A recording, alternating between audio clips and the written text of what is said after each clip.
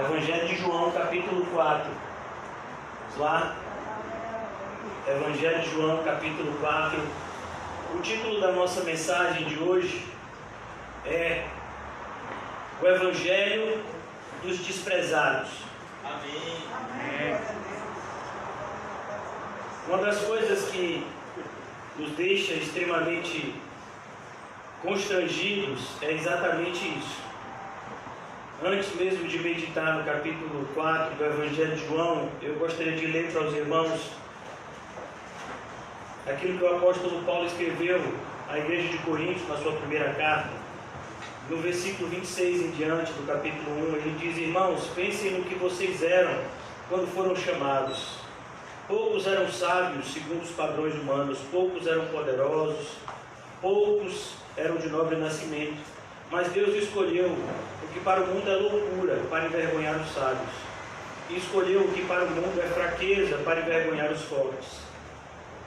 Ele escolheu o que para o mundo é insignificante, desprezado, e o que nada é, para reduzir a nada o que é, a fim de que ninguém se vanglorie diante dele.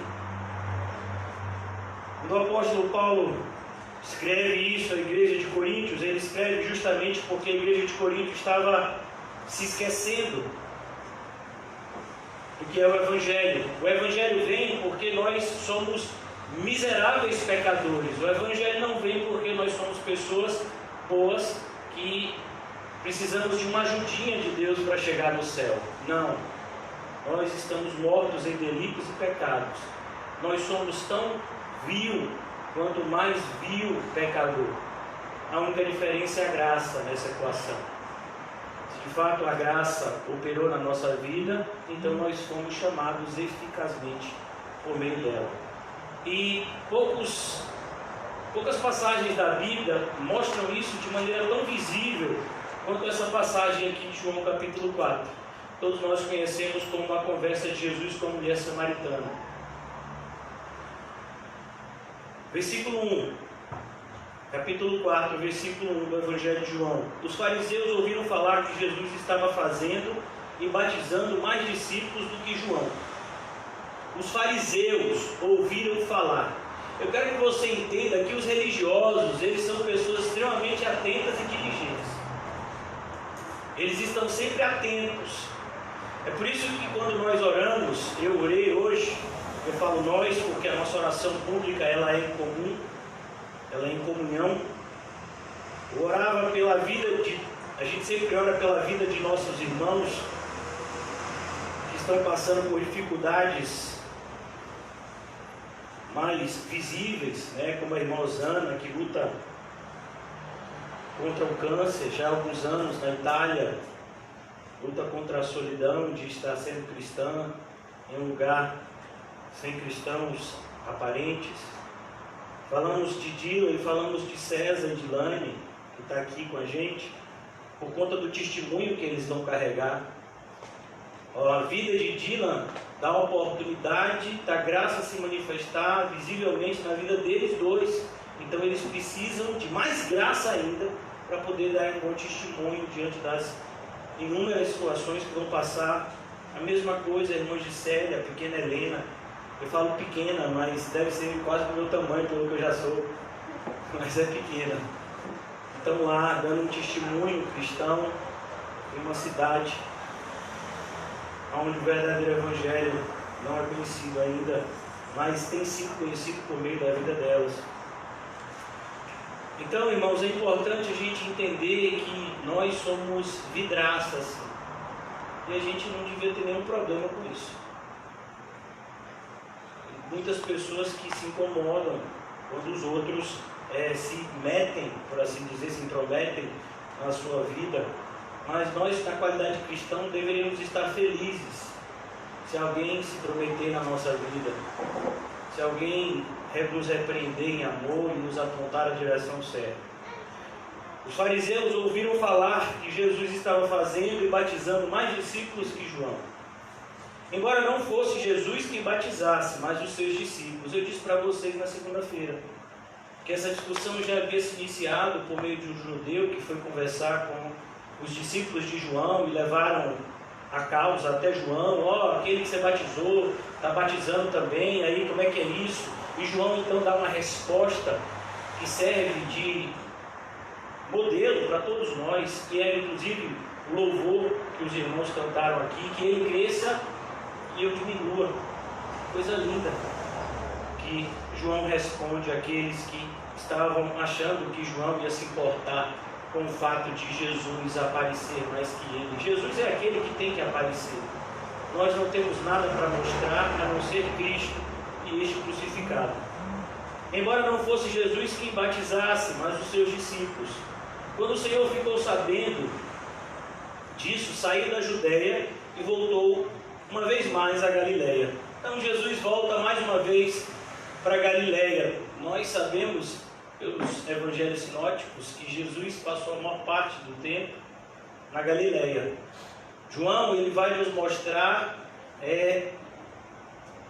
as idas de Jesus até a Judéia. João foca, se você prestar atenção no evangelho de João, como nós estamos apresentando, você vai ver que João ele vai estar sempre mostrando as idas de Jesus para a região da Judéia. Mas Jesus passou mais tempo na região da Galiléia, que era a região mais desprezada do território de Israel. E entre essa região da Galiléia e da Judéia existia o território dos samaritanos. Os samaritanos eram um povo miscigenado. Os samaritanos eles foram fruto da rebelião de Israel, do Reino do Norte. Logo depois que Salomão morreu, Roboão começou a reinar e houve uma rebelião contra o reinado de Roboão. Então um homem chamado Jeroboão liderou essa rebelião e levou consigo 10 tribos e fundaram o Reino do Norte, ou o Reino de Israel. E uma das coisas que Jeroboão se encarregou logo de fazer foi levantar altares de adoração na região de Samaria, que era a capital do Reino do Norte e do Reino de Israel.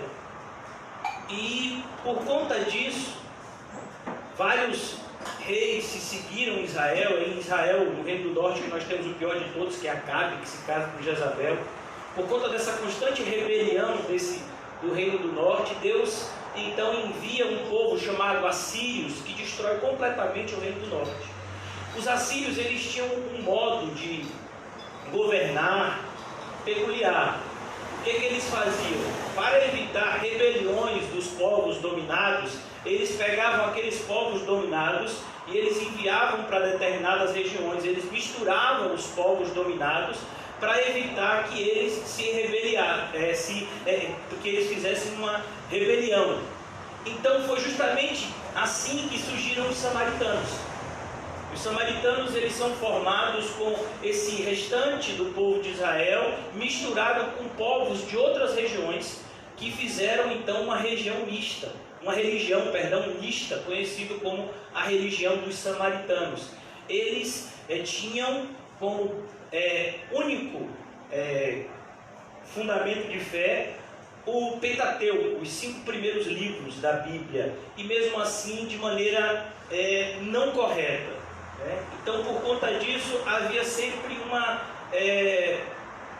um desprezo mesmo dos judeus com os samaritanos, porque eles achavam que os samaritanos eram um povo de segunda categoria, uma vez que não seguiam a religião correta, mas que tinham uma religião miscigenada. Então isso aconteceu no ano 722 a.C. Perceba como essa briga entre judeus e samaritanos ela é antiga. Quando o povo também de Judá foi levado ao cativeiro e voltou do cativeiro, na reconstrução do templo, já nos idos de 520 a.C., os samaritanos também se levantaram contra, como nós já vimos no livro de Ageu, contra o povo de Judá. Então eles tinham sempre essa rixa, esses dois povos. De maneira que o judeu mais ortodoxo, os judeus mais fervorosos e religiosos, Quando eles iam da Judéia para a Galiléia, eles literalmente costeavam esse território de Samaria, aumentando a viagem em cerca de 3 dias, só para não passar pelo meio do território dos samaritanos, para não se sujar. Porque eles acreditavam, os judeus assim mais religiosos, que até você entrar na região de Samaria, você já ficava sujo. Então eles costumavam, passar pela borda assim, da região de fronteira, quando ia da Judéia para a Galiléia. Jesus não fazia isso. Jesus não tinha esse tipo de preconceito. Jesus não veio salvar um povo. Ele veio fazer um povo de todos os povos. E nós precisamos aprender esse tipo de visão, por assim dizer. Quando o Senhor ficou sabendo disso, ele saiu da Judéia, versículo 3, e voltou mais uma vez para a Galiléia. João 4:3. Agora no versículo 4. Era-lhe necessário passar por Samaria. Isso que é interessante. No capítulo 4, versículo 4. Era-lhe necessário. Não era necessário. Ele podia fazer o que eu falei para vocês. Mas a grande questão é que como no texto, lá no Evangelho de Lucas, se eu não me engano, que Jesus olha para Zaqueu e diz: convém que hoje eu esteja na sua casa. A ideia aqui é que já havia da parte de Deus uma data marcada para o encontro de Jesus com essa mulher samaritana. O apóstolo Paulo colocou de maneira extremamente perfeita, como a palavra de Deus é perfeita, no livro de Romanos, capítulo 8, aos que de antemão predestinou, a este chamou. Era o dia dessa mulher e de toda essa aldeia ser chamada para Cristo. Olha que coisa linda. Aos que de antemão predestinou, a estes chamou. Mesmo diante desse cenário, dessa oposição dos samaritanos, e você vai ver que os samaritanos não gostavam dos judeus. Tem um determinado momento em que os irmãos Tiago e João, quando eles vão até uma aldeia de Samaria e eles dizem que não querem receber Jesus porque Jesus era um rabino judeu, eles querem pedir para descer fogo do céu para exterminar aquela aldeia samaritana. E Jesus diz: vocês não conhecem de que espírito sois. Porque realmente essa ligação era uma ligação problemática. Mas nesse dia, Deus havia marcado um encontro com essa mulher. Era-lhe necessário passar por Samaria. Era-lhe necessário. Porque Deus tem uma agenda. Muitas vezes eu e você não conhecemos essa agenda. Eu e você traçamos muitas vezes planos que não se realizam, mas os propósitos de Deus sempre se realizarão. É maravilhoso estar nas mãos de um Deus assim.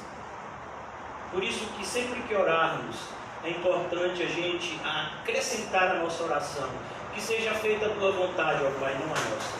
Porque sempre a vontade do Pai é melhor do que a nossa. Às vezes no primeiro momento talvez a gente até não concorde, mas quando a gente olha e vê, a gente diz: é verdade, se você fosse feito do jeito que eu queria, estava tudo errado, mas como está sendo feito do jeito que o Senhor mandou, as coisas estão indo da maneira correta. Era-lhe necessário passar por Samaria. Assim chegou a uma cidade de Samaria chamada Sicar, perto das terras que Jacó dera a seu filho José. Havia ali um poço, o poço de Jacó. Jesus, cansado da viagem, sentou-se à beira do poço. Isso se deu por volta do meio-dia. Olha que coisa. E meio-dia naquela região, meu filho, é calor. É muito calor. Muito sol. Nisso veio uma mulher samaritana tirar água. E aqui é muito interessante a gente entender como João aborda esse tema. Duas coisas aqui você tem que notar. Primeira coisa, não era comum que uma mulher viesse tirar água sozinha. As mulheres não andavam sozinhas naquela época. Elas andavam em grupos. Elas vinham tirar água em grupos. E segundo lugar, não era comum que as mulheres viessem tirar água meio-dia. Elas tiravam água normalmente de manhã cedo ou no finalzinho da tarde, justamente por conta do sol. Mas essa mulher vem tirar água sozinha ao meio-dia. isso já revela que essa é uma mulher desprezada. Essa é uma mulher que não pode andar com as outras mulheres da sua aldeia, que as pessoas não olham para ela com bons olhos. E a gente vai ver daqui a pouco por quê. Nisso veio uma mulher, versículo 7, tirar água. Disse-lhe Jesus: dê-me um pouco de água. E olha que atitude de Jesus. Jesus podia muito bem ignorar aquela mulher. Se de fato ele agisse como um judeu, ele iria ignorar aquela mulher, ou talvez até ele se afastasse dela. Mas Jesus inicia um diálogo com ela, uma coisa completamente impensada. Um rabino judeu, ou seja, um homem conhecedor das leis de Deus, vê uma mulher sozinha, ainda samaritana, e ele conversa com ela. E o mais interessante, os judeus eles tinham aquela questão do toque, né? Então, se você tocar num corpo de um morto, você fica impuro. Se você tocar num animal morto, você fica impuro. Se você tocar em uma pessoa impura, você fica impuro. Então, a ideia de tudo isso era mostrar como o pecado contamina, mas eles levavam isso ao pé da letra. Então, o que acontecia? O que ia acontecer nesse momento? A mulher ia dar um copo dela para Jesus beber água. E Jesus ia pegar o copo daquela mulher samaritana, ia pegar na mão dela e ia beber água. E isso ia ser um escândalo. Porque eles nem os mesmos copos eles usavam, eles não se tocavam de forma alguma. Então o que Jesus está fazendo aqui, irmãos, é um escândalo. Jesus está dando atenção a uma pessoa que não tinha atenção nem do seu povo. Esse Jesus, ele nos constrange. Foi o que ele fez com o apóstolo Paulo. O apóstolo Paulo ficou constrangido. Ele disse: meu Deus, eu persegui tanto crente, eu fiz tanto mal à igreja, e o Senhor vem e me salva, a mim, que fui um perseguidor da igreja. E ele diz: o que me constrange a fazer tudo que eu faço por Cristo é o amor dele. Sabe por que as pessoas não fazem as coisas na igreja? Porque elas nunca se sentiram amadas por Cristo. Elas nunca tiveram um relacionamento, sabe, íntimo com Cristo. Porque uma pessoa que se sente amada por Cristo, ela não vê limites. Ela é totalmente apaixonada por Cristo, uma vez que o amor de Cristo domina ela.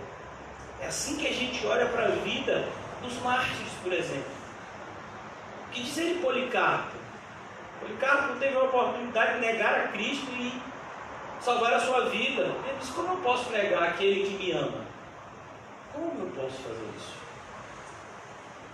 A grande questão é que a maioria das pessoas que estão na igreja, foi o que a gente já falou antes, na segunda-feira, falamos de João 3, a maioria dos evangélicos de hoje nunca nasceram de novo. Nunca tiveram uma experiência de regeneração. São pessoas religiosas. São pessoas que cumprem determinados rituais, são pessoas que conhecem determinados pontos da lei de Deus, mas nunca tiveram uma experiência real com Jesus Cristo. Você conhece pessoas até que têm experiência com demônios, mas não tem experiência com Cristo. Você sabia que é mais fácil você ter experiência com demônios do que você ter experiência com Cristo? Quem tem experiência com demônio, irmãos, é o meu patamar. Ter experiência com Cristo é outro. A Bíblia vai dizer: buscar-me-eis e me encontrareis quando me buscardes de todo o vosso coração. Isso é ter uma experiência com Cristo. Tem experiência com demônio? Não. Tem experiência com demônio porque não tem, irmão. Vai no centro espírita para você ver. O que você vai ver lá? Experiência com demônios. Religiões espiritualistas, o que você vai ver? Experiência com demônios. Mas experiência com Cristo, nem na igreja evangélica você tem encontrado mais. As pessoas seguem rituais religiosos. As pessoas se apegam a credos que muitas vezes nem bíblicos são mais feitos de usos e costumes humanos do que propriamente da Bíblia. Que não seja assim com a gente. Que não seja assim na nossa história. havia ali esse poço, havia essa mulher. E Jesus inicia esse diálogo com ela, fazendo um pedido: dê-me um pouco de água. Os seus discípulos tinham ido à cidade comprar comida. E olha que coisa, Jesus envia os seus discípulos e fica lá. A mulher samaritana lhe perguntou: como o Senhor, sendo judeu, pede a mim, uma samaritana, água para beber? Porque até ela se escandalizou. Percebe, irmãos? Havia essa rixa entre samaritanos e judeus, mas os mais preconceituosos eram os judeus, com certeza. Os judeus olhavam para os samaritanos como se fosse um povo de segunda linha, como se fosse um subpovo, né? Era uma visão extremamente preconceituosa que os judeus tinham dos samaritanos. E os samaritanos, por seu turno, não gostavam dos judeus também, porque eles se sentiam menosprezados por essa atitude. E então essa mulher, ela fica escandalizada com a atitude de Jesus, pois os judeus não se dão com os samaritanos. Então os judeus não se davam com os samaritanos, e Jesus não tem nada a ver com isso. Jesus diz: eu não vim salvar judeu e samaritano, eu sou o salvador do mundo. Eu vim buscar pessoas de todos os povos, línguas e nações. Para mim não tem diferença étnica nem geográfica. Para mim, como disse José na terça-feira, ontem, para mim o que existe é diferença de comportamento. Nem todos os samaritanos receberam Jesus, mas aos que o receberam, deu-lhes o poder de serem feitos filhos de Deus. O que João fala no capítulo 1 do seu Evangelho é uma verdade que se aplica a todos, não somente aos judeus. Em Romanos 1 nós lemos: porque o Evangelho é o poder de Deus para a salvação de todo aquele que nele crê, todo, independente da sua etnia. Então ele diz, a mulher faz essa pergunta, Jesus responde no versículo 10, Jesus lhe respondeu: se você conhecesse o dom de Deus. Jesus então diz: se você conhecesse o presente que Deus enviou para o mundo. A palavra dom significa presente. Daí que vem a expressão graça. É esse presente que Deus envia ao mundo, que a gente conhece com o nome de graça. É isso que a gente deseja para todas as pessoas: graça e paz da parte de Deus. Jesus lhe respondeu: se você conhecesse o dom de Deus, e quem está lhe pedindo água, porque o dom de Deus era aquele que estava diante dela. O dom de Deus era uma pessoa, Cristo. Você lhe pediria, você lhe teria pedido, e ele teria dado água viva para você beber. A ideia de água viva aqui é água corrente. Ela estava pegando água no poço. Ele disse: eu tenho água corrente para você. A ideia de água em abundância. Você está indo pegar água aqui, num poço limitado, mas ele dá água para você, e água em abundância. O filme Paulo, Apóstolo de Cristo, o apóstolo Paulo senta para conversar com o prefeito da prisão no final do filme. E o prefeito está extremamente impactado com a postura de Lucas, quando salvou a filha dele de uma enfermidade, com os seus cuidados médicos, não por nenhum milagre. E aí o prefeito vai conversar com Paulo, e Paulo diz: você já velejou? E o prefeito da prisão, que era um soldado romano, e já tinha feito várias incursões, ele disse: já velejei. Você já esteve do lado de um barco e pegou aquela água assim, e aí você tem durante alguns segundos aquela quantidade de água na sua mão, e rapidamente aquela água se esvai? Pois é, a vida da gente é essa água na mão que rapidamente se escorre. Mas a vida que o meu Deus propõe é como o mar, nunca se acaba. E aí o prefeito fica extremamente emocionado. Ele diz assim: você está querendo me convencer a ser cristão? Eu disse: não, esse papel é dele. Se ele quiser, ele entra e destrói as suas fortalezas. Estou falando para você do meu Deus. Coisa linda. Quem dera a gente tivesse uma fé dessa. Se você conhecesse o dom de Deus, será que a gente já conheceu esse presente que Deus enviou, o seu Filho amado, para nós? Qual foi a última vez que a gente teve uma conversa com Jesus?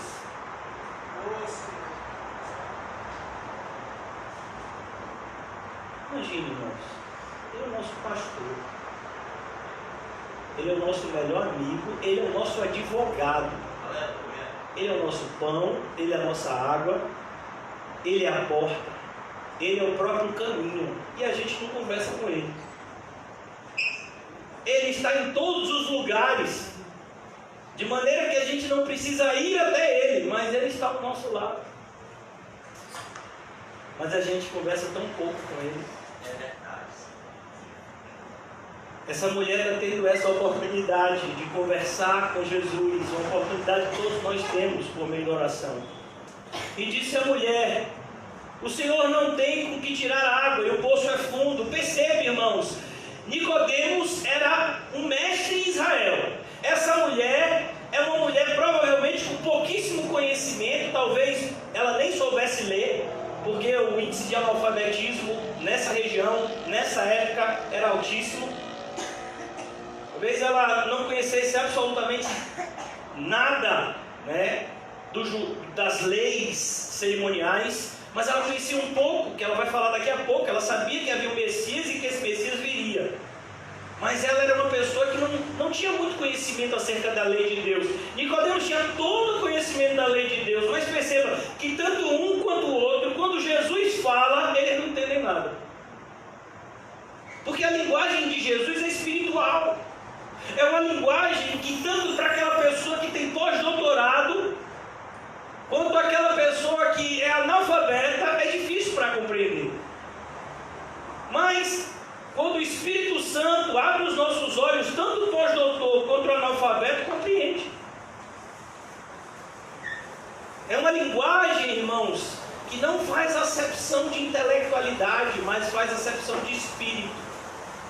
Deus está em busca daqueles que adoram em espírito. Essa mulher também não entende. Jesus fala para Nicodemos: Nicodemos, precisa nascer de novo. Nicodemos não entende. Como eu posso nascer de novo sendo velho? Jesus diz: eu tenho uma água para te dar. Essa mulher também não entende. Ela diz: olha, o poço é fundo e o Senhor não tem como tirar a água do poço. Como você vai dar água? É importante que a gente entenda, irmãos, que quem não tem a mente de Cristo não consegue entender. É por isso que quando o apóstolo Paulo fala a Timóteo que ele deveria pregar a palavra, ele diz: você tem que pregar a palavra com toda longanimidade e doutrina. Ou seja, você tem que ser fiel à doutrina, mas antes você tem que ser longânimo. Porque é capaz de você falar 300 vezes e a pessoa só entender quando você falar na 301. Rapaz, eu falei 300 vezes para essa pessoa a mesma coisa. Meu irmão, tem gente que passa 30 anos na igreja e é no 31º ano na igreja que ela é regenerada. Glória a Deus, todo mundo foi regenerado. Por isso que quando a pessoa está aqui na igreja, meu filho, às vezes a gente vê assim: fulano ainda não é crente de verdade, mas está aqui, está ouvindo. Vai que uma hora a ficha cai. A nossa esperança é essa. Porque é por meio da palavra de Deus, não entrando nos nossos ouvidos, mas entrando no nosso coração, que somos regenerados. Então a gente prega com toda longanimidade e doutrina. Se a pessoa não quer ouvir, a gente não prega, não entende errado. Mas enquanto a pessoa estiver vindo e querendo ouvir, a gente prega. E se a pessoa perguntar 100 vezes a mesma coisa, a gente responde 100 vezes a mesma coisa. Pastor, o que eu preciso para ir para o céu? Nascer de novo. Aí passou a semana: pastor, mas o que eu preciso para ir para o céu? Nascer de novo. Pastor, mas o que eu preciso ir para o céu? Nascer de novo, meu filho. E aqui Jesus tem toda essa paciência com essa mulher. É a mesma paciência que ele teve com Nicodemos. Se você conhecesse o dom de Deus, e quem está lhe pedindo de água, você teria pedido e ele teria lhe dado água viva. Disse a mulher: o Senhor não tem com que tirar água, o poço é fundo. onde pode conseguir água viva. E ele diz: onde é que você vai tirar água corrente? Tem rio aqui perto? Não, só tem esse poço aqui, ó. Percebe, irmãos, na maioria das vezes nós estamos com o nosso olhar tão ligado nas coisas do mundo, que a realidade espiritual está na nossa frente, a gente não enxerga. A gente está tão preocupado com contas a pagar, com uma série de coisas, com o Covid, com a vacina, com problema X e Y, e a gente não percebe que a gente tem diante de nós um Deus Todo-Poderoso, que basta apenas, aqui nesse capítulo ainda a gente vai ver isso. O filho de um bambambam aí, romano, está doente, vem até Jesus diz o quê? Uma palavra, pronto, seu filho vai ficar bom, ele volta. Antes dele chegar, no meio do caminho, o povo diz: rapaz, seu filho está bom. E ele viu que foi na hora que Jesus falou. Se a gente soubesse, irmão. Mas a gente, na maioria das vezes, a gente é como Pedro, a gente olha mais para o vento contrário do que para aquele que está andando sobre as águas. Perceba, Jesus não se afogou, quem se afogou foi Pedro, Jesus continuou andando sobre as águas.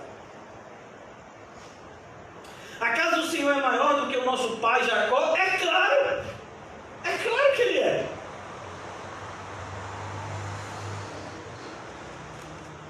Às vezes a gente fica assim: será que Jesus pode? É claro que ele pode. Mas será que Jesus... É claro. São perguntas assim que a gente faz, que quando a gente lê a Bíblia a gente fica envergonhado, que são perguntas ridículas. Acaso o Senhor é maior que o nosso pai Jacó? Perceba, os samaritanos e os judeus, eles tinham essa mesma ligação, os patriarcas. Eles acreditavam, como os samaritanos diziam que acreditavam no Pentateuco. Os 5 primeiros livros da Bíblia. Nos deu o poço, do qual ele mesmo bebeu, bem como seus filhos e seu gado. Aquela mulher está preocupada com a água. Aquela mulher está preocupada com a vida dela. Todo dia tem que ir lá buscar água. Aquela mulher está preocupada com a vida de rejeição que ela passa. E Jesus está lá. E ela não vê. Até que ele diz. Jesus respondeu: quem beber desta água terá sede outra vez. É assim. Você bebe a água ali, daqui a pouco você tem sede de novo. Uma pessoa normal chega a beber litros de água num dia. E no outro dia, e tem que beber mesmo. Mas quem beber da água que eu lhe der, nunca mais terá sede. Aí não, aí eu não entendi. Como assim? Vai beber uma vez e nunca mais vai ter sede? Não. Não vai ter sede. Ao contrário, a água que eu lhe der se tornará nele uma fonte de água a jorrar para a vida eterna. O que Jesus está dizendo aqui? É o princípio básico do reino dos céus. É como uma semente que você planta, a menor delas. Jesus diz: o reino dos céus é como alguém que planta uma semente de mostarda, a menor daquela época. E aquela semente cresce e se torna uma árvore onde os próprios pássaros vêm fazer os seus ninhos no galho. Mas começou como o quê? Como uma sementinha pequenininha. E depois ela cresce. O reino dos céus é semelhante a uma mulher que pega pequenas doses de fermento e coloca no pão. E bota para assar, e daqui a pouco aquele pedacinho de pão se torna um pão enorme e bonito. O crescimento do reino é imperceptível muitas vezes no primeiro momento, mas com o tempo se torna cada vez mais perceptível. Por mais que o reino dos céus comece pequeno, ele vai crescer. Começou com quase 120 homens no dia de Pentecostes, e hoje são milhares, milhões. Mas quem beber da água que eu lhe der nunca mais terá sede. Ao contrário, a água que eu lhe der se tornará nele uma fonte de água a jorrar para a vida eterna. Jesus está mostrando justamente a respeito daquilo que ele nos concede por meio do seu próprio Espírito. que faz com que a gente divida a nossa fé com outras pessoas e essas pessoas recebam do Espírito. Vou dar um exemplo. Pedro creu na mensagem de Jesus, amém? Alguém tem dúvida disso? E aí Pedro pregou no dia de Pentecostes. Uma pessoa, Pedro. Quantas pessoas se converteram naquele dia? 3.000. Ó a água jorrando.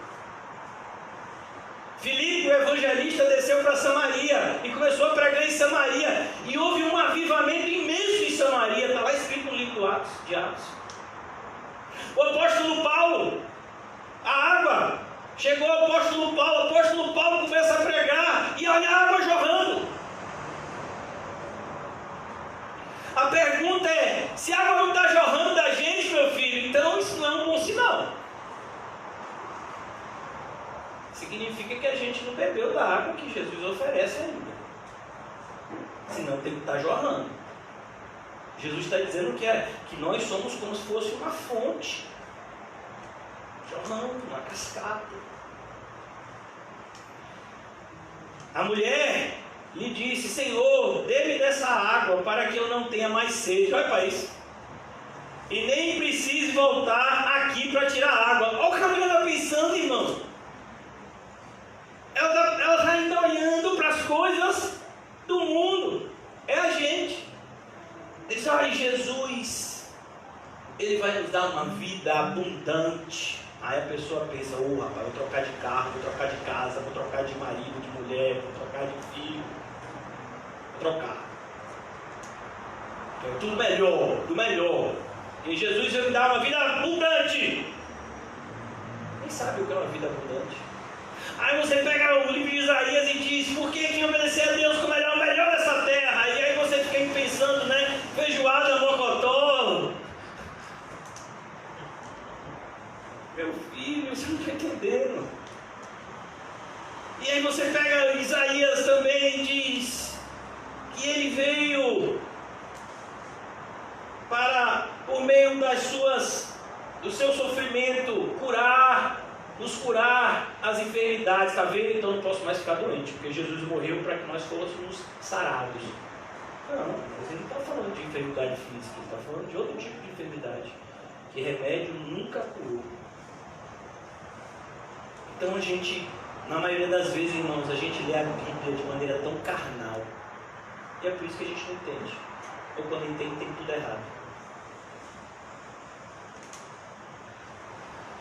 A Bíblia é um livro que, para a gente ler, a gente precisa estar com o autor do lado, o Espírito Santo.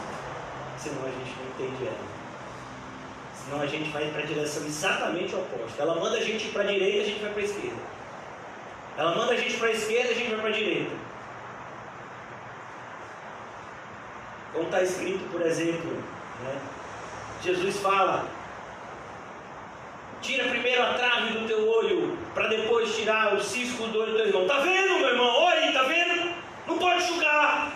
Tira a trave do seu olho, rapaz. Parece que Jesus só disse isso. Não, Jesus disse que a gente tem que se julgar primeiro, tirar a trave do nosso olho, e depois a gente ir lá e tirar o cisco do olho do irmão. Foi isso que Jesus falou. Mas é isso que as pessoas dizem nesse versículo? Não. O que as pessoas dizem nesse versículo é o quê? Deixa a vida de calé, rapaz. Não se intrometa na vida dos outros. Jesus já falou lá. Jesus não falou nada disso.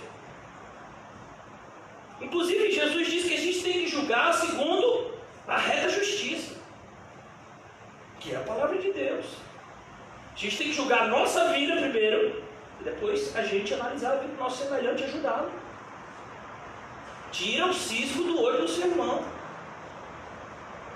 Então, eu peguei só esse exemplo para mostrar como a gente não entende. A Bíblia diz, amarás o Senhor teu Deus, todo teu coração, alma, força e entendimento, e amarás o teu próximo, ti mesmo. Aí ela está vendo, tem que amar o próximo. E você sabe como é que a gente tem que amar o próximo? Porque aos que ele ama, ele corrige. Você faz isso com quem você ama? Ou você passa a mão na cabeça de quem você ama? Aí não é amor. Então aqui eu estou dizendo isso simplesmente como um exemplo, para que a gente possa entender como a gente não entende. Se a gente for olhar para a Bíblia do ponto de vista somente material. Jesus repreende Pedro em Mateus 16, dizendo isso: Pedro, você está olhando para as coisas desse mundo, por isso Satanás está te usando. A tristeza que eu fico é quantas vezes eu já vi pessoas dentro da igreja, pessoas que eu até penso que são irmãos em Cristo, mas são usados muitas vezes por Satanás, porque só estão preocupados com as coisas desse mundo.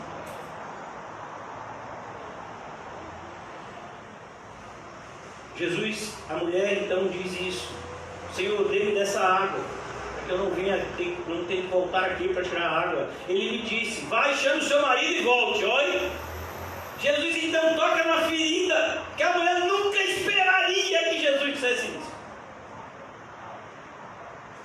Ela está conversando com Jesus sobre coisas do ponto de vista material, e Jesus então ele dá uma guinada na conversa, para que aquela mulher entendesse quem está diante dele. Vai chamar o seu marido e volte. Aí essa mulher vai e responde: eu não tenho marido, respondeu ela. Ela não respondeu corretamente. Ela devia responder que ele estava vivendo em pecado, porque conviver com uma pessoa sem estar casado, do ponto de vista bíblico, é pecado.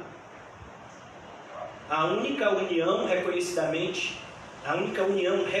por Deus é a união feita pelo matrimônio.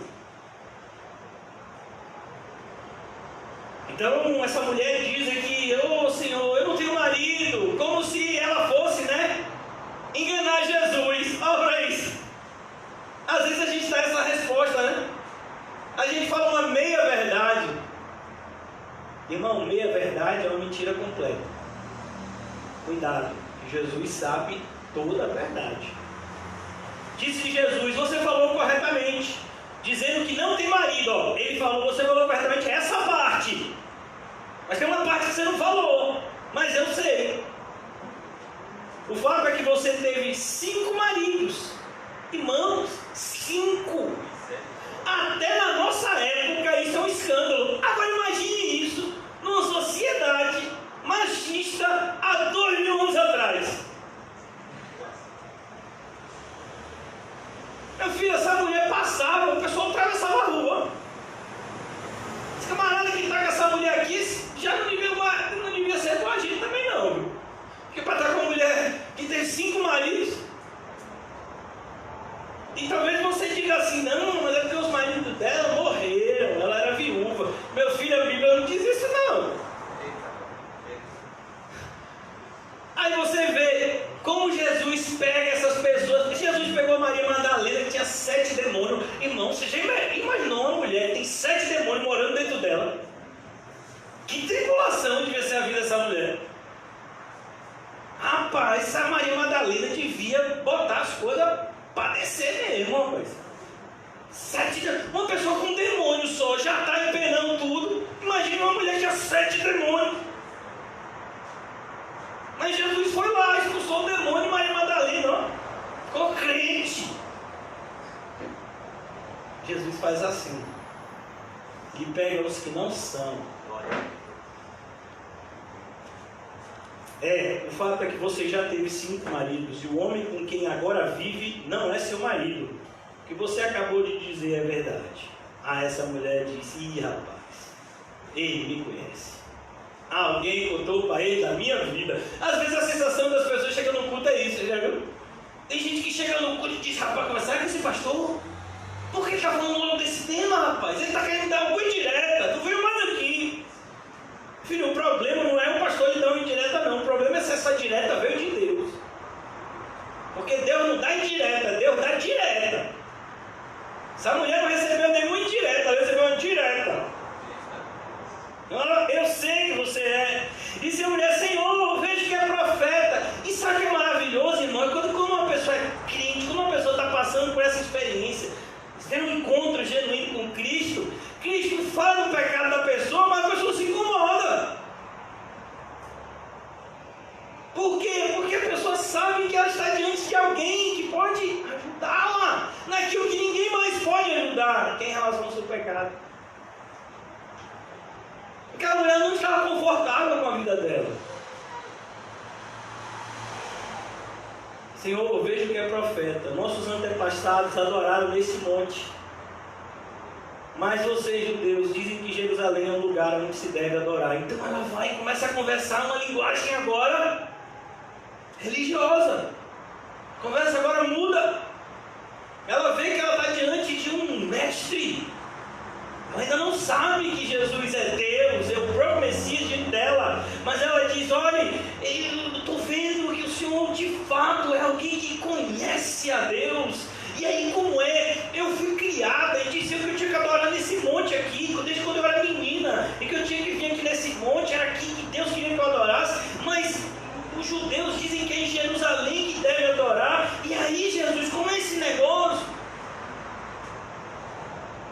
Tão bonito, irmãos. Às vezes as pessoas chegam, pastor, eu sou de uma igreja tal, e lá na minha igreja o pessoal pula, gira, nada, flutua. Pastor, lá na minha igreja o pastor cobra o dízimo. E aí, como é isso? Eu digo, meu filho, vamos aqui na Bíblia. Vamos ver o que a Bíblia diz. Jesus declarou, creia em mim, mulher. Está próxima a hora em que vocês não adorarão o Pai nem neste monte, nem em Jerusalém. Jesus diz, ele já tinha dito, que foi que ele falou no capítulo 2, quando ele teve aquele embate com os líderes do Sinédrio: destruam esse templo e eu edificarei em 3 dias. Agora Jesus diz, olha, já chegou o momento em que não vai ser adorado nem nesse monte, nem em Jerusalém. Onde é que se adora a Deus? Quando 2 ou mais se reúnem em nome de Jesus, ali é uma igreja. 2 ou mais se reúnem em nome de Jesus, tem uma igreja ali, tem uma parte do corpo de Cristo. É isso que Jesus está dizendo aqui. A igreja não é formada de tijolos, a igreja é formada de pessoas.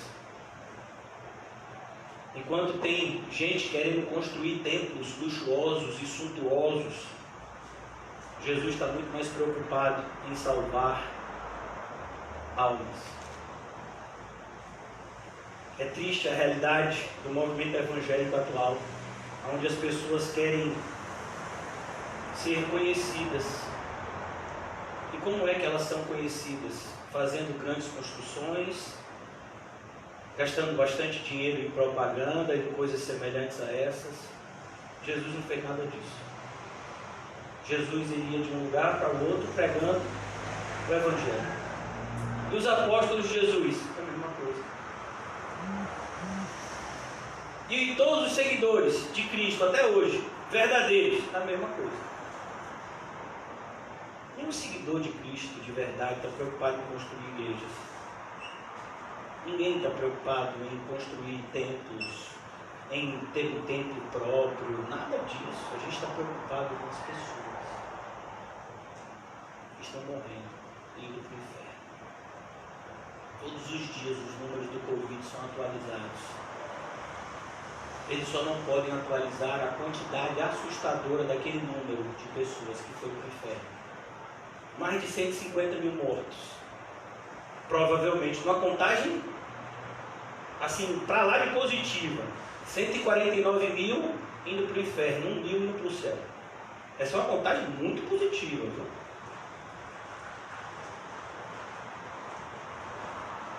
E as pessoas pedindo dinheiro para construir templos. E tem gente que dá. E tem gente ainda que apoia. Pessoas que ficam escondidos atrás de câmeras de celulares, são capazes de fazer o que Jesus fez, de ter uma conversa face a face com a pessoa. Esse é o movimento evangélico de hoje. A grande apostasia já está batendo nas nossas portas. Disse a mulher a Jesus, vejo que tu és profeta. Onde é que a gente deve adorar? A pergunta dessa mulher, irmãos, nos dias de hoje seria: qual é a religião correta? Quem é que está certo, Jesus? É os pentecostais? Que diz que o batismo com o Espírito Santo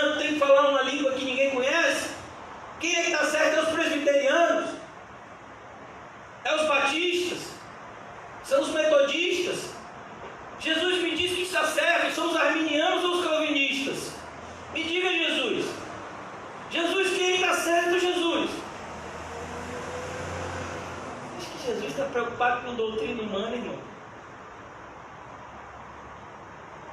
Você acha mesmo?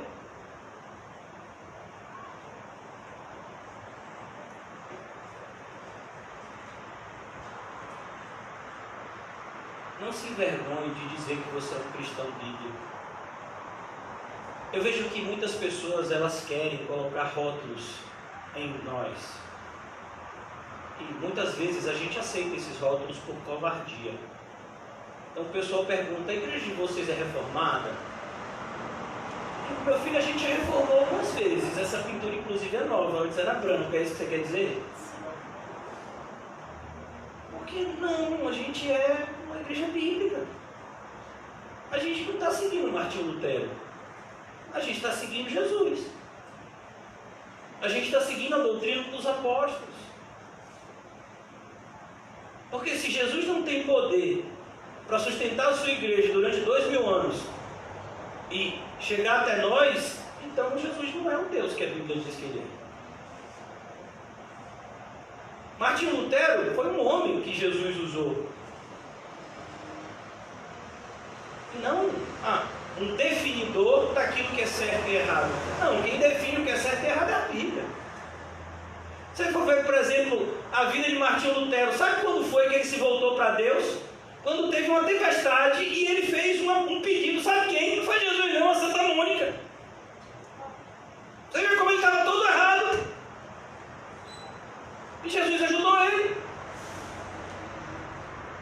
Então a gente tem que tomar muito cuidado, a gente gosta de construir, tinha um programa na televisão muito famoso na época, chamado Ídolos. Os seres humanos amam fazer ídolos, não somente de madeira e cimento, mas eles amam fazer de outros seres humanos ídolos para eles. Está vendo fulano de tal? Está vendo Pelé, Einstein? É o filho. Não está dizendo nada. Nenhum deles é digno de desatar a sandália de Jesus. Jesus não é o meu ídolo, ele é o meu Deus. E o Deus. É isso que Jesus vai ensinar essa mulher. Cuidado, todas as religiões estão erradas. A única coisa que é certa é o caminho que Cristo propõe para nós. Por isso que Jesus diz, eu sou a porta, e eu sou o caminho.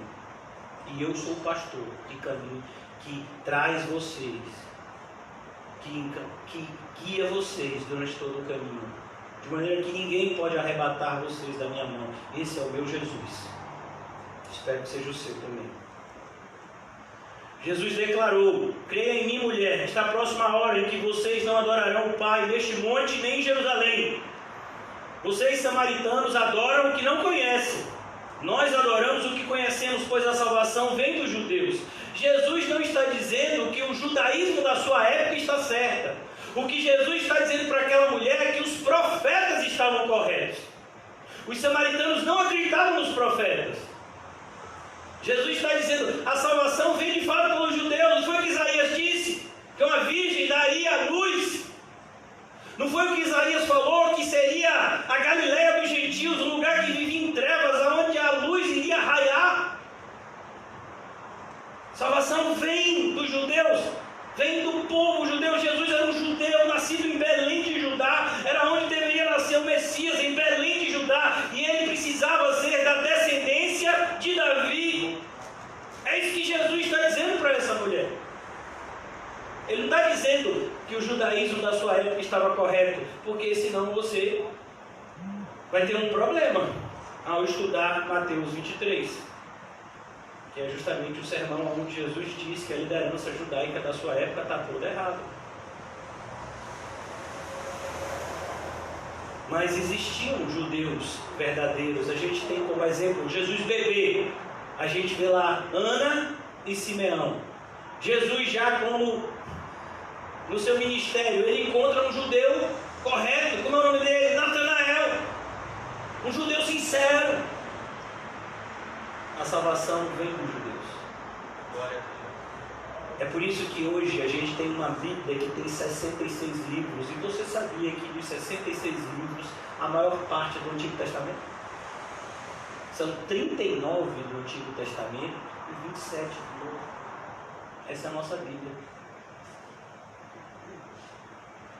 Então, entenda isso. Ele diz aqui: vocês, samaritanos, adoram o que não conhecem, nós adoramos o que conhecemos, pois a salvação vem dos judeus. Essa é uma verdade que a gente pode dizer para muitos evangélicos hoje. Você às vezes vai conversar com um evangélico desses aí, do grita e levanta, sacode, pula, gira, revela. Aí você chega com o irmão, vamos sentar aqui, vamos estudar a Bíblia. A pessoa vai e diz: não, pai, não tem ninguém que falou isso. Lá na minha igreja a gente cantava nos hinos de fogo, pulava, rodava, depois revelava, lia um versículozinho e a gente voltava para casa pegando fogo. Estava pegando fogo mesmo. Ainda bem que Jesus, né, trouxe a água viva. É isso, palavra. Prega a palavra. No entanto, está chegando a hora, versículo 23, e de fato já chegou, em que os verdadeiros adoradores, por que verdadeiros? Porque tem falsos. Perceba que ele podia dizer os adoradores, mas ele fala os verdadeiros adoradores, porque o que mais tem é falso adorador. Meu filho, onde tem mais falso adorador é nos ministérios de louvor. Daqui da igreja é uma exceção, em nome de Jesus. Mas no ministério de louvor, rapaz, o pessoal está louvando, se emociona, chora. Depois, meu filho, vai para o camarim, cadê meu cachê? Cadê o helicóptero, o carro ar-condicionado? Cadê a conta bancária? Minha casa, meu isso, meu aquilo. E o rapaz, nesse instante, estava ali na maior espiritualidade, agora está assim, ó.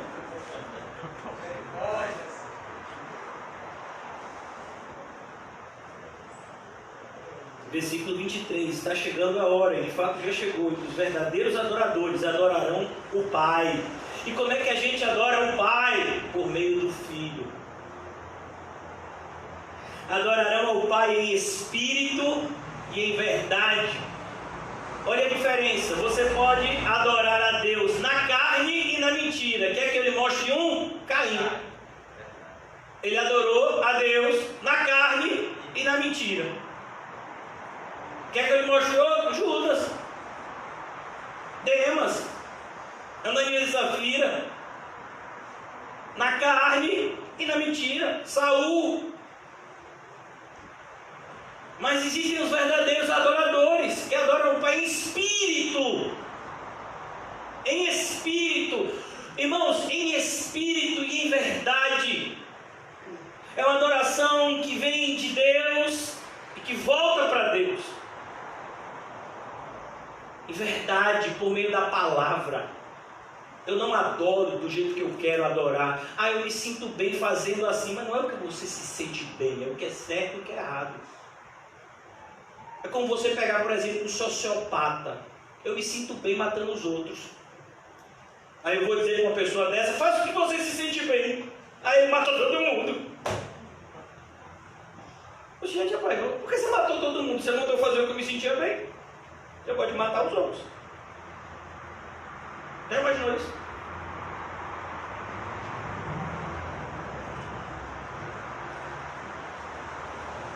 São estes adoradores que o Pai procura. Olha que coisa, você acha que você está procurando a Deus? Não, quem está procurando você é Deus. E se Deus está te procurando, Ele vai te achar. Você pode até tentar se esconder, mas Ele te acha, graças a Deus. Ele achou a gente em cada lugar. Cada um de nós aqui tem uma história diferente. Cada um de nós vem de um bairro diferente, às vezes até de uma cidade diferente. Deus foi lá buscar a gente. Deus é Espírito. Deus é Espírito. De maneira que essas paredes aqui, elas não são Deus e elas não atraem a Deus. Deus é Espírito. E é necessário que os seus adoradores o adorem em espírito e em verdade. De novo, em espírito e em verdade.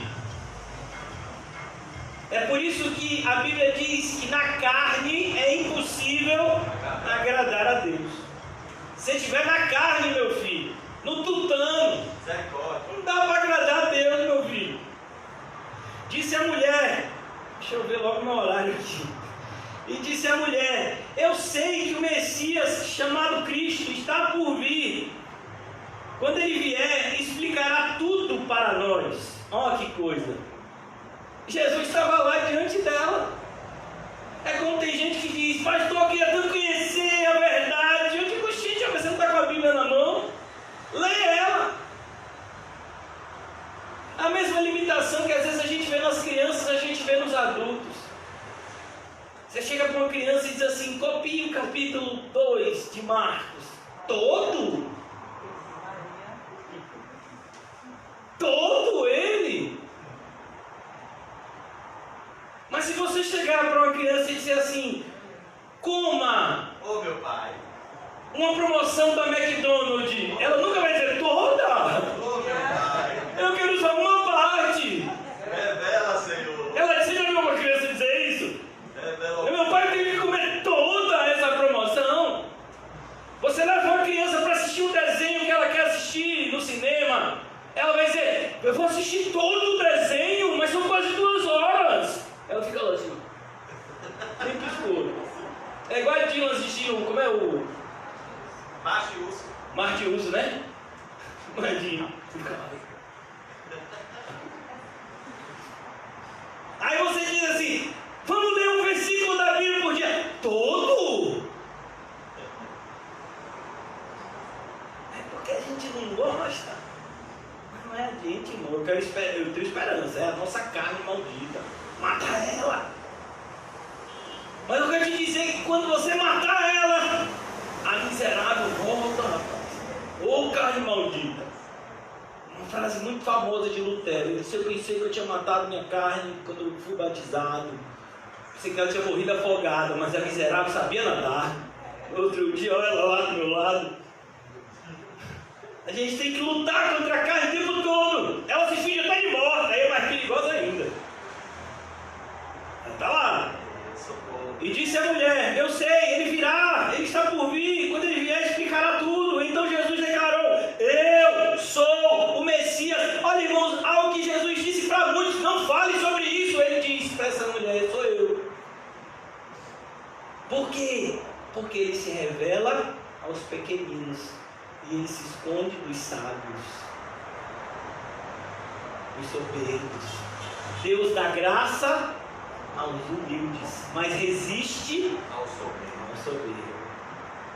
Para essa mulher, Jesus facilita a vida dela. Você já foi rejeitada demais, meu filho. Eu não vou te rejeitar, eu sou o Messias. Sou eu. Eu só vou falar isso abertamente daqui a um tempo, mas para você estou adiantando, vou dar um spoiler para você. Tem gente que nem sabe o que é spoiler, eu também não sabia não, depois eu fui pesquisar. É quando você conta alguma coisa do filme antes do filme, da pessoa assistir o filme, ele diz que dá um spoiler. Versículo 27. Os discípulos voltam, e quando os discípulos voltam, o que Jesus tinha de correto, os discípulos tinham de preconceituoso. Os discípulos já chegaram olhando: rapaz, tudo carnal. Jesus conversa com uma samaritana, rapaz. O que faz essa mulher aí, rapaz? Eu vou dizer logo para Jesus, para se sair dela. Tem muita gente que está se enxergando. Ó, Jesus, ó. Sai. Por aqui, Jesus, por aqui. Desconversa. Naquele momento, os seus discípulos voltaram e ficaram surpresos ao encontrá-lo conversando com a mulher. E com a mulher samaritana. Mas ninguém perguntou: o que querem saber? Ou por que está conversando com ela? Rapaz, a gente é igualzinho. A gente olha uma pessoa, às vezes a gente julga a pessoa e não fala nada. A pessoa não mente.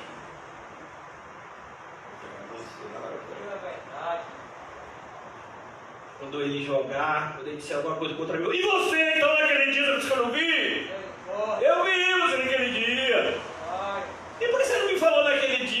não, porque eu estava no dossiê. Eu usar contra você no dia oportuno. Eu digo, quem faz isso é o cão.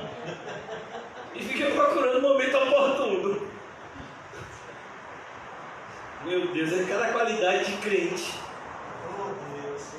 Então eles ficaram assim, mas a esperança da gente é que todo mundo aqui se converteu, com exceção de Judas. É a nossa esperança. Então, deixando o seu cântaro, a mulher voltou à cidade. A ideia é que essa mulher estava com tanta pressa. A conversa com Jesus foi tão impactante que o cântaro era algo extremamente importante, irmãos. Era o que essa mulher usava todo dia para tirar a água e puxar. Mas ela estava tão agoniada, foi tão maravilhoso, foi tão impactante aquela conversa com Jesus, que ela saiu correndo e deixou o cântaro para trás, para avisar o povo que ela tinha encontrado o Messias. Agora imagine o povo que desprezava ela. Porque quem se encontra com Jesus, irmãos, não tem rancor, tem amor. Glória. Amém. Mesmo aquelas pessoas que nos tratam mal, Glória a Deus. a gente aprende a tratar bem. Glória a Deus. Glória a Deus. Porque Jesus tratou a gente tão bem. Ele trata a gente tão bem. Deus é bom. Então, deixando seu canto, a mulher voltou à cidade e disse ao povo: venham ver um homem que me disse tudo o que tenho feito. Será que ele não é o Cristo? Então saíram da cidade e foram onde ele estava. Jesus estava mais ou menos na porta, na entrada da cidade, onde ficava esse poço. E saiu o pessoal lá da cidade para ir ver Jesus. Enquanto isso, a mulher foi lá correndo, enquanto o povo estava vindo com ela, Jesus não para, irmãos. Enquanto isso, os discípulos insistiam com ele: mestre, come alguma coisa. Parece umas pessoas aqui na igreja. Quando a gente faz, né? Ontem mesmo teve um bolo de casamento. Na verdade foi só experimentar, né? Porque o bolo de casamento mesmo vai ser maior assim, né? Ontem foi uma degustação. Rapaz, foi uma rapidez. Quando eu procurei, não tinha mais. E eu digo: rapaz, a igreja tem tão pouca gente. Mas é cada um que come por 5. E as crianças, eu fiz umas crianças desse tamanho, que eu falei: onde é que está esse bolo? Porque já estava no terceiro prato. Desse tamanho. Falei: aí é crente. Aí come legal. Então o pessoal estava lá preocupado. Os discípulos, carne pura aqui: Jesus, come alguma coisa, Jesus. Ô, Ju, tá muito magrinho, Ju.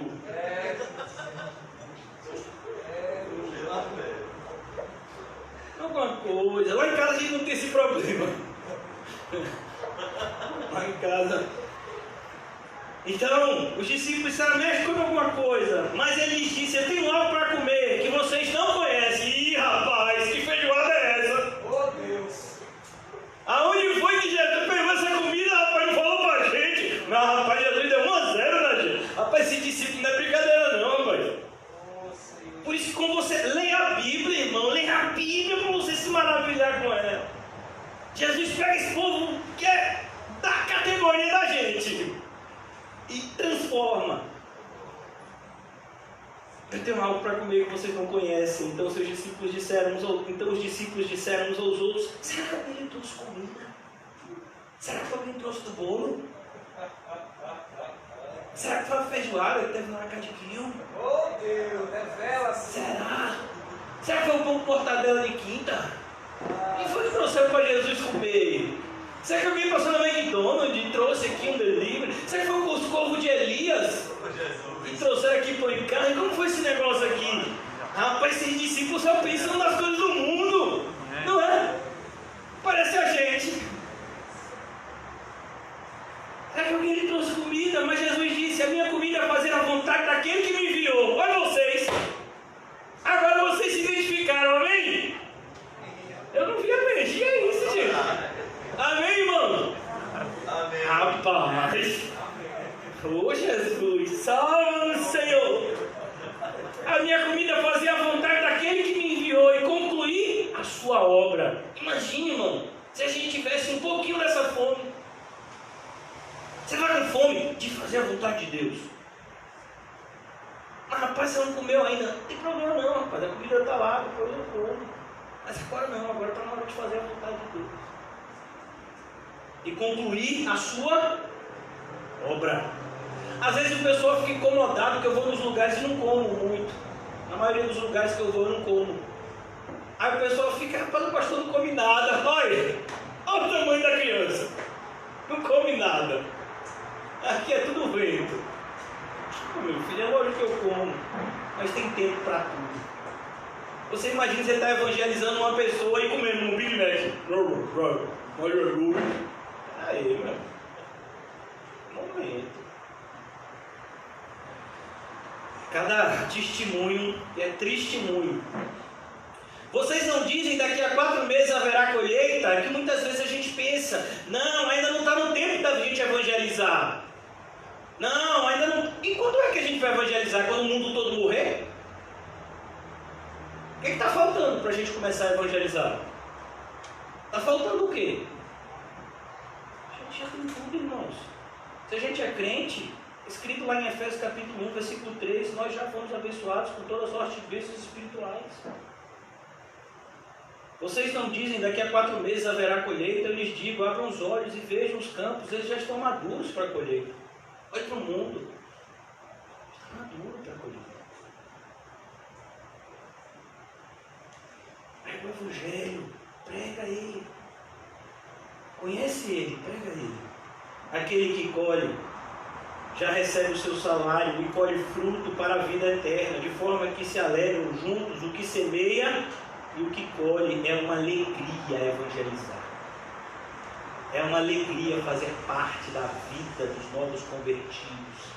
É uma alegria viver como cristão na igreja. Se você ainda não encontrou essa alegria, peça que o Senhor te mostre ela. Assim é verdadeiro ditado: um semeia e outro colhe. Eu os enviei para colher o que vocês não cultivaram. Outros realizaram um trabalho árduo. Ele está falando dos profetas. Profetizaram centenas de anos antes, o próprio João. E vocês vieram usufruir do trabalho deles e agora estavam pregando.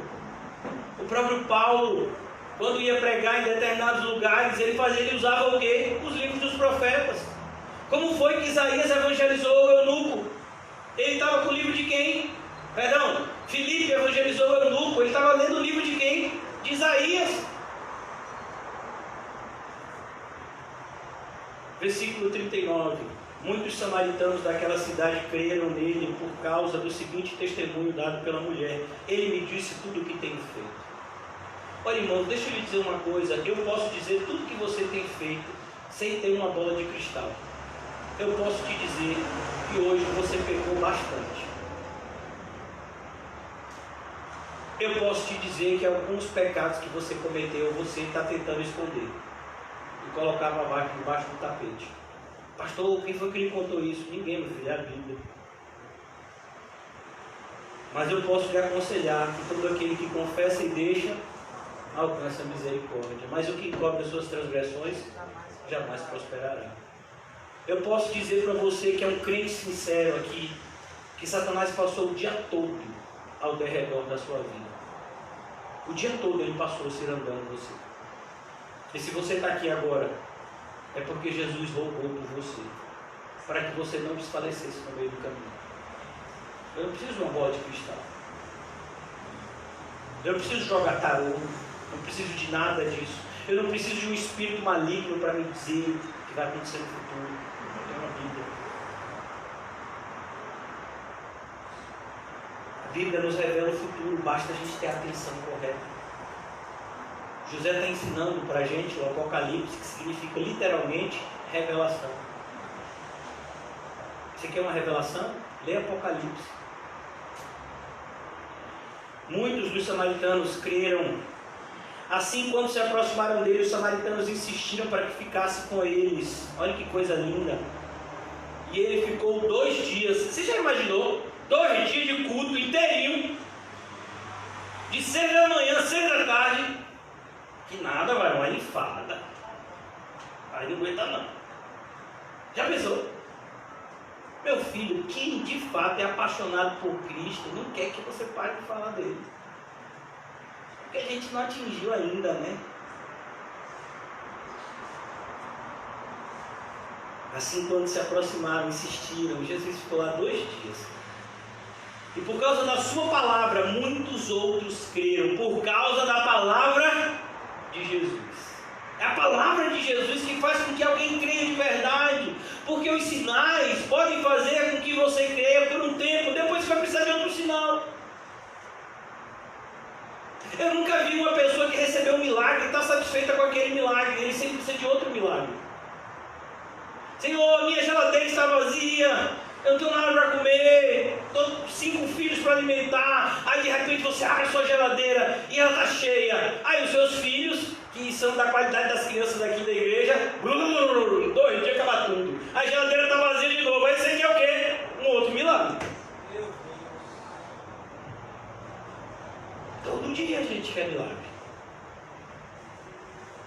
Mas quem tem a palavra de Deus não pede milagre, pede mais de Deus.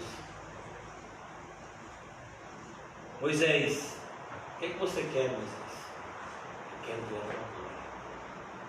Deixa eu imaginar isso. Paulo, vou lhe levar para o terceiro céu, Paulo. Por que Deus fez isso com Paulo? Porque ele sabia que aqui na terra nada é legal. O coração de Paulo já estava nas coisas do alto. É o que ele diz em Colossenses: se já ressuscitamos com Cristo, busquemos então as coisas que são do alto. Concluindo, irmãos, versículo 42. E disseram à mulher: agora cremos não somente por causa do que você disse, pois nós mesmos o ouvimos e sabemos que é realmente o Salvador do mundo. Ó, imagine, irmãos, Jesus está no início do seu ministério e aquela aldeia chamada Sicá já acreditava que ele era o Salvador do mundo. Agora a parte final do capítulo 4 vai tratar de uma cura, a cura do filho de um oficial. Versículo 43 ao 54. Já aqui a gente vai passar rapidamente por conta do horário. Depois daqueles 2 dias, perceba como João vai contando, depois daqueles 2 dias ele partiu para a Galileia. Ele estava indo para a Galileia e ele passou por Samaria e parou ali, porque pediram para ele ficar um pouco. Mas ele estava indo para a Galileia. O próprio Jesus tinha afirmado que nenhum profeta tem honra na sua própria terra. Por que ele avisou isso? Porque os discípulos estavam começando a criar falsas expectativas. Não é assim? Basta Jesus fazer uma coisinha diferente na nossa vida, a gente começa a achar que agora é só vitória, a luta acabou, irmão, a luta começou. Quem mais é dado, mais é cobrado. Quando chegou a Galileia, os galileus deram-lhes boas-vindas. Eles tinham visto tudo o que ele fizera em Jerusalém, porque a maioria deles tinham ido também para Jerusalém, por ocasião da festa da Páscoa, pois também haviam estado lá.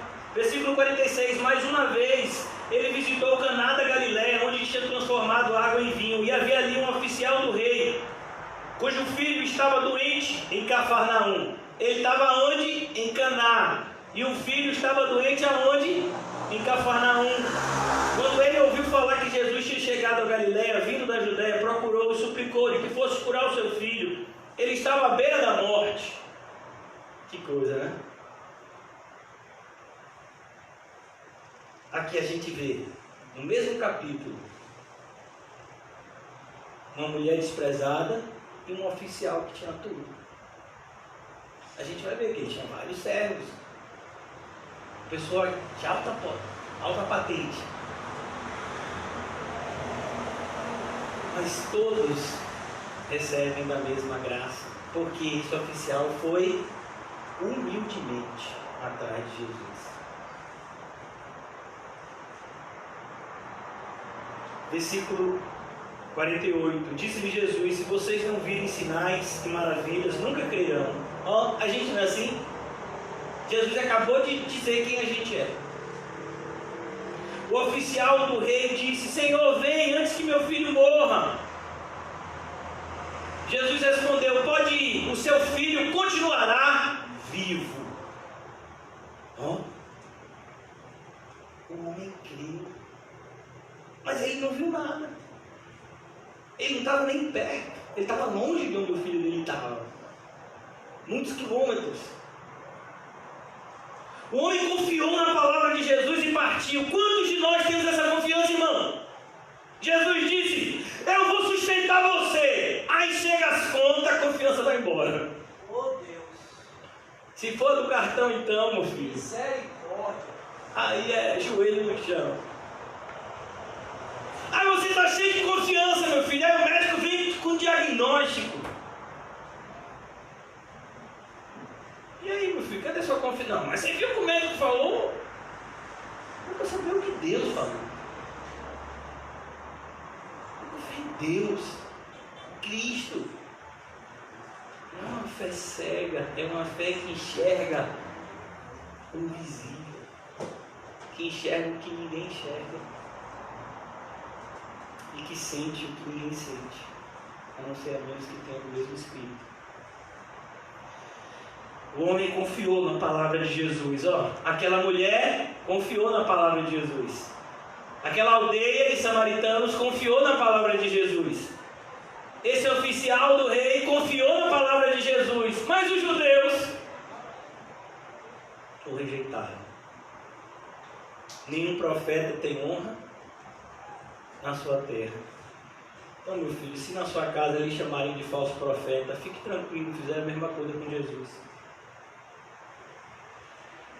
Estando ainda no caminho, seus servos vieram ao seu encontro com a notícia de que o menino estava vivo. Quando perguntou a que horas o seu filho tinha melhorado, eles lhe disseram: a febre deixou ontem. Ou seja, ele estava andando há pelo menos um dia.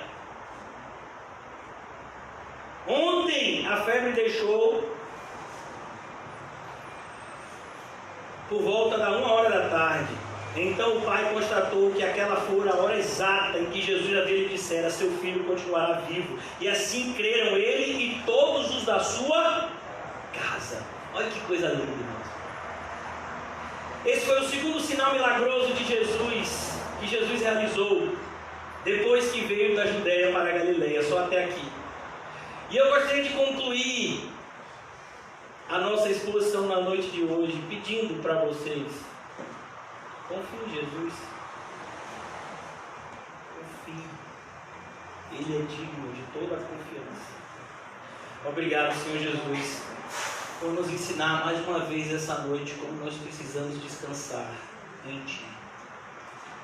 Muitas vezes, Senhor, temos levado os fardos pesados desnecessariamente, pois o Senhor nos disse: vinde a mim todos os que estão cansados, sobrecarregados, eu vos aliviarei.